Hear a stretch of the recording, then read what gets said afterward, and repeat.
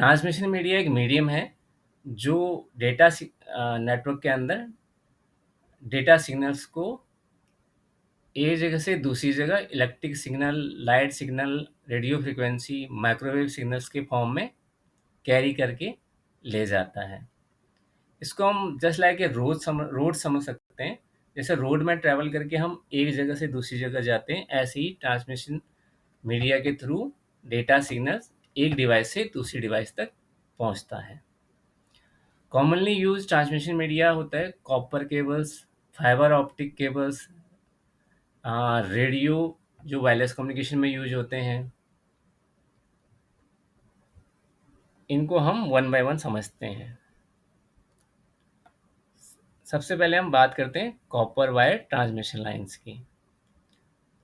Copper wire transmission line data network में use होने वाली कॉपर केबल्स टिपिकली 8 वायर या 4 पेयर की होती है जो ट्विस्टेड होती है।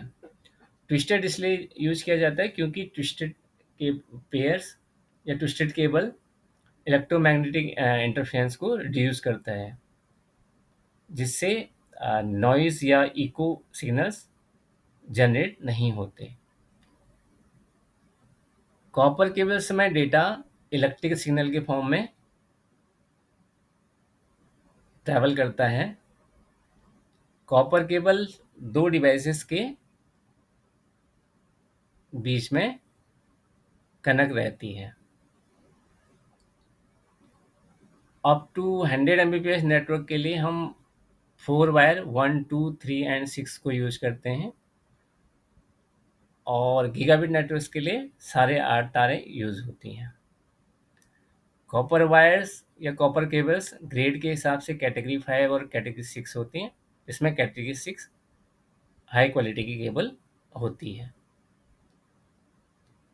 इस डायग्राम में आपको कॉपर केबल्स दिख रही हैं जो मल्टीपेयर्स और ट्विस्टेड केबल है। इसमें आपको एक ब्लू कलर की कॉपर केबल्स दिख रही है जिसे इथरनेट केबल या इथरनेट पैच कॉर्ड भी बोलते हैं। इसके दोनों सिरों पे RJ45 कनेक्टर लगा रहता है, इसलिए इसको RJ45 केबल भी बोलते हैं। ये दो डिवाइसेस को कनेक्ट करने के काम आती है। इसका एक सिरा मान लीजिए आपको कंप्यूटर्स को अपने नेटवर्क में जोड़ना है, तो किसी राउटर के साथ जोड़ना है या किसी मॉडेम के साथ या स्विच में लगाना है, तो कंप्यूटर लैपटॉप का एक सिरा लैपटॉप या कंप्यूटर का एक एक छोर से जुड़ जाएगा और दूसरा सिरा राउटर या स्विच में कनेक्ट हो जाएगा। यहाँ इस डायग्राम में आपको कॉपर वायर में जो सिग्नल इलेक्ट्रिकल सिग्नल ट्रैवल करता है उसका भी एक इमेज दिख रहा है। ये इलेक्ट्रिक वेव्स होती हैं जो कॉपर वायर में ट्रैवल करती हैं। डेटा इलेक्ट्रिक वेव के फॉर्म में ही ट्रैवल करता है। यहाँ पे आपको एक्चुअल सिग्नल दिख रहा है। ये सारी इलेक्ट्रिक वेव्स हैं जो डेटा सिग्नल्स है एक्चुअली। नेक्स्ट है optical fibre transmission line. Optical fibre transmission line optical fibre cable single core या मल्टी कोर की होती हैं। इसमें इनर कोर ग्लास फाइबर से बना होता है। ऑप्टिकल फाइबर में डेटा लाइट रेज के फॉर्म में ट्रैवल करता है, यानी लाइट सिग्नल के फॉर्म में ट्रैवल करता है, क्योंकि लाइट के लिए ऑप्टिकल ग्लास गुड कंडक्टर है। ऑप्टिकल फाइबर की स्ट्रेंथ बहुत इंपॉर्टेंट पैरामीटर है। -4 dBm to -25 dBm data communication के लिए गुड माना जाता है। ऑप्टिकल फाइबर में डिस्ट्रीब्यूशन के लिए स्प्लिटर का यूज होता है। ये जस्ट लाइक स्विच की तरह काम करता है, जैसे कॉपर केबल ट्रांसमिशन में डिस्ट्रीब्यूशन सिग्नल डिस्ट्रीब्यूशन के लिए स्विच का यूज किया जाता है, इसमें स्प्लिटर्स का यूज होता है। यहाँ पे अगर आप स्लाइड में इमेज देख रहे हैं तो इसमें इनर कोर में एक ग्लास से बना हुआ है। इसमें जो सिग्नल एक डिवाइस से दूसरी डिवाइस तक जा रहा है वो लाइट रे के फॉर्म में ट्रैवल कर रहा है। साथ में यहाँ पे एक पैच कोड दिखाई है। ये ऑप्टिकल फाइबर पैच कोड है जो एंड डिवाइसेस को कनेक्ट करने के काम आती है। जैसे मान लीजिए ONT या कोई कन्वर्टर है तो उसको कनेक्ट करने के काम में यूज होती है। Wireless transmission media. Wireless network में डिवाइसेस वायरलेस ट्रांसमिशन मीडिया यानी रेडियो वेव्स और माइक्रोवेव से कनेक्टेड होते हैं।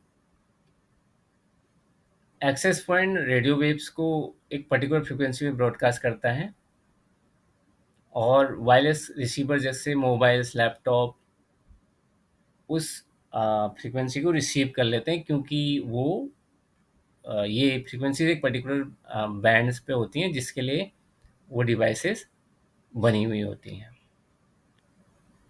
Wifi devices 2.4 gigahertz, 5 gigahertz and 6 gigahertz frequency band में काम करते हैं, जिसमें 2.4 गीगाहर्ट्ज़ बैंड लो पावर और लॉन्ग डिस्टेंस में यूज होता है। 5 gigahertz band high power short distance के लिए यूज होता है। 6 गीगाहर्ट्ज़ बैंड भी हाई पावर शॉर्ट डिस्टेंस के लिए यूज होता है, लेकिन ये ज़्यादा हाई पावर में के लिए यूज होता है। आपने अपने मोबाइल्स में या पीसी में देखा होगा, उसमें फ्रीक्वेंसी बैंड्स होती हैं। जैसे आपको कनेक्टिविटी 2.4 गीगाहर्ट्ज़ बैंड कनेक्ट करना है या 5 गीगाहर्ट्ज़ बैंड करना है। 6 गीगाहर्ट्ज़ बैंड न्यू डिवाइसेस में आता है, ओल्ड डिवाइस में आपको 6 गीगाहर्ट्ज़ बैंड नहीं मिलेगा। Access point.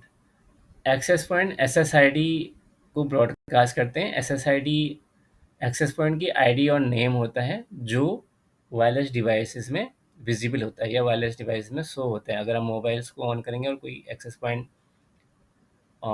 पास में होगा तो उसकी एसएसआईडी आपके मोबाइल्स में डिस्प्ले होनी शुरू हो जाती है।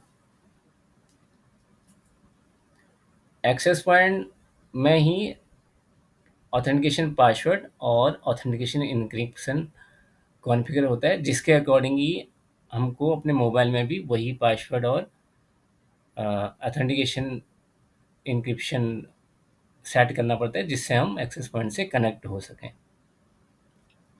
एक्सेस पॉइंट ब्रिज मोड और राउटिंग मोड दोनों में काम करते हैं। जब एक्सेस पॉइंट राउटिंग मोड में काम करते हैं तो ये अपने DHCP सर्वर से वायरलेस डिवाइसेस जैसे लैपटॉप, मोबाइल्स को आईपी एड्रेस असाइन करते हैं, और जब ब्रिज मोड में होते हैं तो किसी दूसरे जो DHCP सर्वर जो इससे कनेक्टेड रहता है उसकी आईपी को पास करते हैं लैपटॉप, मोबाइल्स या अन्य डिवाइसेस पे जो इससे कनेक्ट रहती है ऑथेंटिकेशन के बाद। स्लाइड में आपको एक वायरलेस रेडियो फ्रीक्वेंसी ब्रॉडकास्ट करता हुआ दिख रहा है, जिसके थ्रू हमारे लैपटॉप और मोबाइल्स कनेक्ट हो रहे हैं। आशा करता हूँ आपको वीडियो अच्छा लगा होगा। अगर पसंद आए तो इसको लाइक एंड सब्सक्राइब ज़रूर कीजिए और सजेशन भी ज़रूर दीजिए, जिससे आगे आने वाले वीडियो हेल्पफुल और इफ़ेक्टिव बन सकें। नेक्स्ट वीडियो में हम नेटवर्क डिवाइसेस के बारे में बात करेंगे। तब तक के लिए धन्यवाद।